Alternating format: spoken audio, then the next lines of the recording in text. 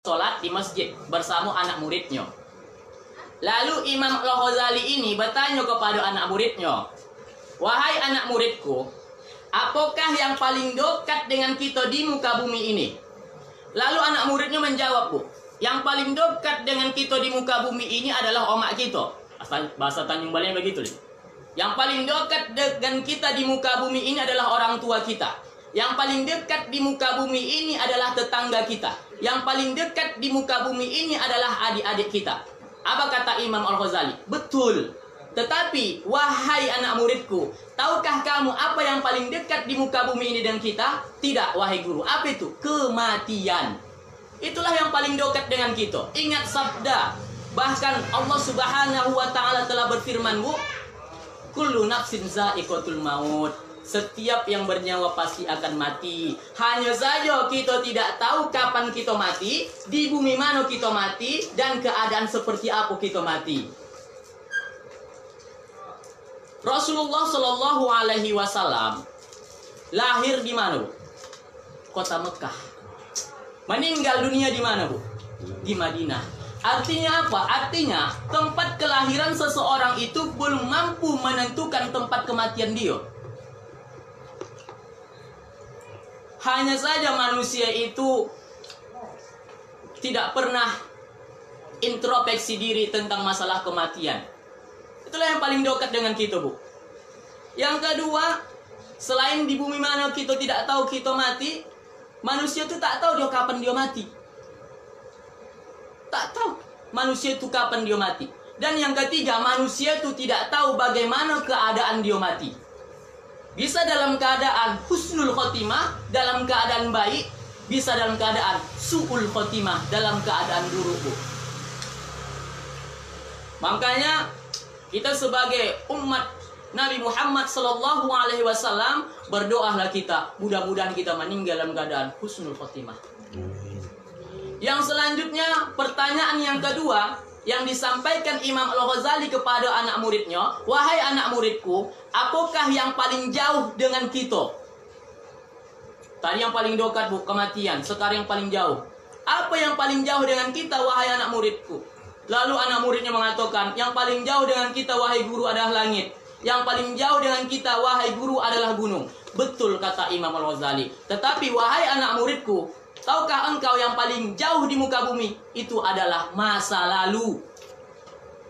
Berapa banyak kita melakukan hal-hal yang tidak baik di zaman-zaman kita dulu, Bu? Mungkin sewaktu kita remaja, sewaktu kita anak-anak melakukan hal-hal yang tidak baik. Bisakah kita menghapuskan masa lalu jelek kita itu di sekarang? Tidak bisa. Maka berdoa kita kepada Allah, mudah-mudahan masa lalu kita itu bisa dihapuskan Allah. Yang selanjutnya, pertanyaan yang ketiga, pertanyaan Imam Al-Ghazali kepada anak muridnya, "Wahai anak muridku, apakah yang paling ringan di muka bumi ini?" Wahai anak muridnya mengatakan, "Wahai guru, yang paling ringan di muka bumi ini adalah kapas. Yang paling ringan di muka bumi ini adalah pasir." "Wahai guru," kata anak muridnya yang lain, "yang paling ringan di muka bumi ini adalah debu." Betul kata Imam Al-Ghazali. Tapi wahai anak muridku, jawaban yang paling tepat adalah orang yang meninggalkan sholat. Itulah yang paling ringan di muka bumi ini. Tahu Ibu, satu waktu kita meninggalkan sholat, maka 60 tahun di neraka. Satu waktu. Maghrib sholat dia, Isya sholat dia, subuh sholat dia, zuhur sholat dia, asar tak sholat dia. Berarti 60 tahun di neraka. Satu hari di neraka itu tak ubahnya kita lama hidup 1000 tahun di dunia. Satu hari. Itulah yang paling ringan, Bu. Sudah dengarnya ajan, hayya 'alas shalah. Apa katanya? "Kau sajalah, aku tak falah," katanya. Padahal dalam Islam, awwalu ma yuhasabu bihil 'abdu yaumal qiyamati shalat. Amalan yang pertama sekali yang akan dihisab bagi seorang muslim adalah sholatnya. Kalau bagus sholatnya, maka seluruh amal ibadahnya akan ikut bagus. Tetapi kalau sholatnya tidak beres, maka amal-amal yang lain pun akan ikut tidak beres, Bu. Bahkan Rasulullah Shallallahu Alaihi Wasallam pun bersabda juga tentang sholat ini. As-sholatu imaduddin, faman aqamaha faqad aqamaddin, wa man tarakaha faqad hadamaddin. Sholat itu adalah tiang agama.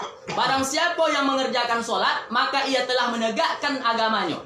Barang siapa meninggalkan sholat itu, maka ia telah merobohkan agamanya. Berarti yang merobohkan agama kita sendiri adalah kita.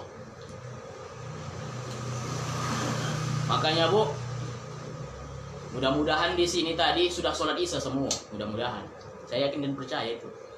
Kalau misalnya ada dua hukum berjumpa antara wajib sama sunnah, maka dulukan yang wajib, baru yang sunnah. Begitu juga ada orang, ini terjadi di bulan Ramadan ini Bu. Sholat tarawih itu hukumnya apa? Sunnah. Isya wajib. Sholat tarawih dia, sholat isya ditinggalkannya. Nah, mungkin dia belum pernah mengaji agaknya itu. Dah, kita lanjut. Jadi itulah yang paling ringan di muka bumi ini Bu. Yang selanjutnya kata Imam Al-Ghazali, wahai anak muridku, apakah yang paling berat di muka bumi ini?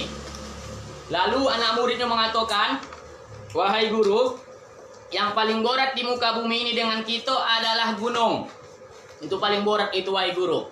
Iya pula gunung itu tak bisa diangkat. Wahai guru, yang paling berat di muka bumi ini adalah baja, itu berat. Betul kata Imam Al-Ghazali. Wahai anak muridku, tapi jawabannya yang tepat adalah tanggung jawab. Itulah paling berat. Kullukum ra'in wa kullukum mas'ulun an ra'iyatihi. Setiap kamu adalah pemimpin dan setiap pemimpin akan dimintai pertanggungjawabannya. Seorang presiden pemimpin, ya, kepada siapa? Rakyatnya. Itu bakalan dimintai pertanggungjawabannya. Seorang guru menjadi pemimpin, ya, terhadap siapa? Anak muridnya. Itu bakal diminta pertanggungjawabannya. Seorang ayah menjadi pemimpin, iya, terhadap siapa? Keluarganya. Itu bakal diminta pertanggungjawabannya. Dan masing-masing kita nih menjadi pemimpin terhadap organ tubuh kita, Bu. Kita nih jadi pemimpin gitu nih. Kita pemimpin. Kalau misalnya ada di antara kita yang menindih talingonya, terus mengionkan rambutnya, terus memasang gigi behel, itu nanti dipinta Allah pertanggungjawabannya itu, Bu. Kenapa? Dikarenakan telah merusak ciptaan Allah. Kenapa ion itu tak diperbolehkan? Karena itu. Kenapa behel itu tak diperbolehkan? Dikarenakan itu merusak ciptaan Allah. Misal, saya nih Bu, pembuat HP. Terus HP ini saya serahkan kepada kawan saya ini, tolong dijaga. Saya tidak pergi dulu. Nah tiba-tiba saya pinta HP ini, casingnya hilang, baterai entah ke mana, tombol-tombolnya hilang. Kira-kira marah tidak saya, Bu? Marah. Begitulah Allah tuh. Sudah cantik rambut, kenapa mesti diperangkan? Sudah cantik gigi, kenapa mesti dibuat behel? Apa hati-hati, Bu? Bakalan diminta Allah pertanggungjawabannya itu. Nah selanjutnya apa? Pertanyaan yang terakhir yang diberikan Imam Al-Ghazali kepada anak muridnya. Wahai anak muridku, apakah yang paling tajam di muka bumi ini? Lalu anak murid mengatakan, pedang wahai guru, itu paling tajam. Wahai guru, yang paling tajam adalah tulang. Betul kata Imam Al-Ghazali kepada anak muridnya. Tapi wahai anak muridku, jawaban yang paling tepat adalah yang paling tajam di muka bumi ini adalah lidah atau perkataan. Itu yang paling tajam. Perkataan itu paling tajam itu, Bu. Lidah tidak bertulang, tapi isi dari ucapan itu melebihi daripada tulang tajamnya. Makanya Rasulullah Shallallahu Alaihi Wasallam pernah bersabda, "Man kana yu'minu billahi yaumil akhir falyaqul khairan aw liyasmut." Barang siapa yang beriman kepada Allah dan hari akhir, hendaklah ia berkata-kata baik. Kalau kita beriman kepada Allah sama hari akhir, Bu, berkata-kata baiklah kita. Tak bisa kita berkata baik, lebih baik diam, kata Rasul. Makanya diam itu adalah emas. Tapi tidak semua diam itu dikatakan emas. Nanti jangan salah paham, Ibu. Begitu pulang nanti tanya, Bapak itu dari mana? Mau kemana? Jangan. Bukan seperti itu maksudnya. Perkataan itu diibaratkan seperti paku yang menancap ke kayu. Perkataan itu diibaratkan seperti paku yang menancap ke kayu. Walaupun paku itu sudah kita cabut dari kayu, tapi meninggalkan bekas. Begitulah perkataan itu. Walaupun kita sudah minta izin, tapi membekas dalam hati seseorang. Makanya kata Rasul, "Man kana yu'minu billahi yaumil akhir falyaqul khairan aw liyasmut." Barang siapa yang beriman kepada Allah dan hari akhir, hendaklah berkata-kata baik.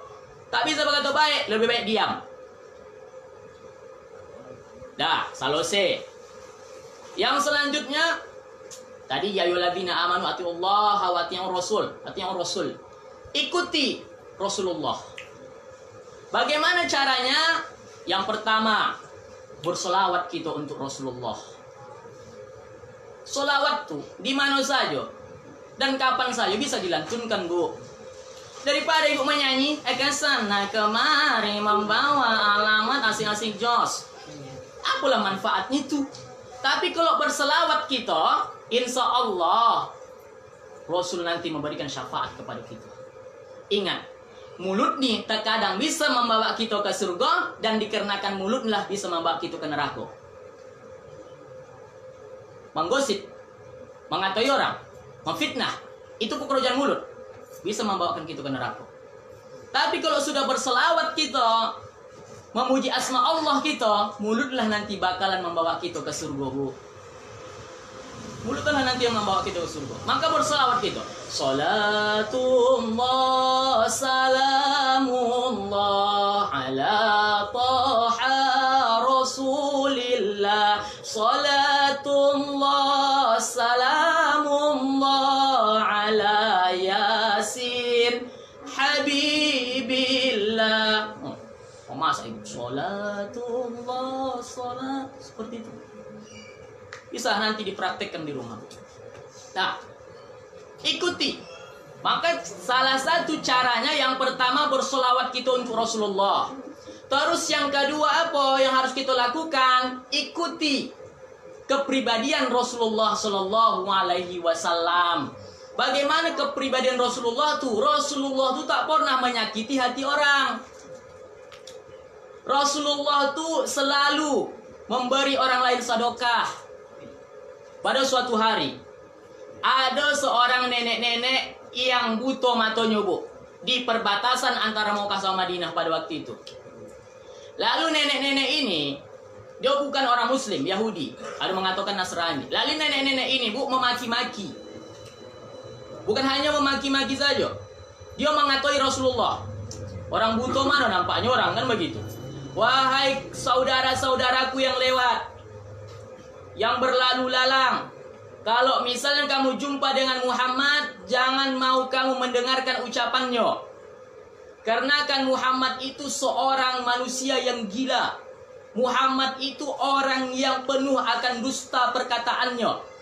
Tak apa-apa saya dikatakan.